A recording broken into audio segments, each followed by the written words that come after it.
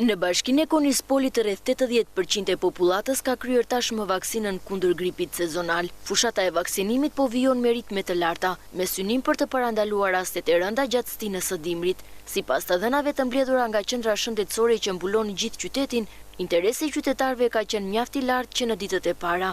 Këtu çdo ditë bëjmë vaksinimin e popullatës. Vaksina e gripit ka ardhur më herët se zakonisht për arsye se virozat kanë qenë më të hershme, kanë qenë fluksim më i madh.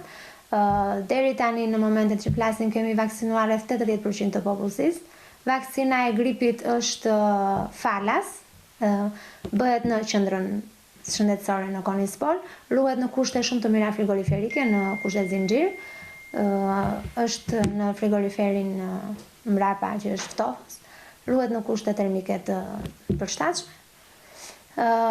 Predispozit për sëmundjet ose për gripin ka më shumë mosha e tretë, por kërkesa për vaksinim ka qenë e lartë edhe nga moshat e tjera. Vaksina aplikohet që në 18 vjeç, e lartë.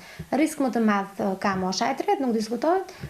Deri tani kemi vaksinuar të gjithë ne të personeli shëndetësor, qendra shëndetësore Konispol, është vaksinuar administrata e bashkisë Konispol, gjithashtu shkolla, domethënë arsimtarët, mësuesit, policia bashkiake, të gjithë njerëzit dhe bizneset kanë patur goxha interes që kanë të bëjnë me njerëzit dhe me kontaktin e përditshëm.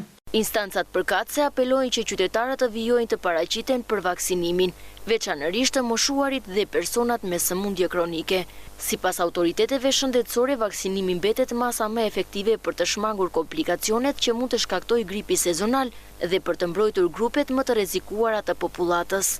Unë do insistoja dhe do i bëra thirrje të gjithë qytetarëve, duke nisur që nga mosha 18 vjeç e në vazhdim, sidomos mosha e tretë që është më e rrezikuara për gripin, që të vinë të vaksinohen. Vaksina e gripit është falas, aplikohet këtu në qendrën shëndetësore dhe është shumë herë më mirë që të kryejmë vaksinimin dhe mos të riskojmë për një grip, sesa t'i kapi viroza dhe pastaj të kërkojnë për medikamente, për shërim, për trajtimin e gripit. Procesi i vaksinimit pritet të vijojë edhe në ditët e ardhshme, derisa të përfundojë shpërndarja e plotë e dozave në të gjitha qendrat shëndetësore të territorit të bashkisë Konispol. Autoritetet shëndetësore theksojnë se dozat janë të mjaftueshme dhe se çdo qytetar ka mundësi të përfitojë shërbimin në kohë.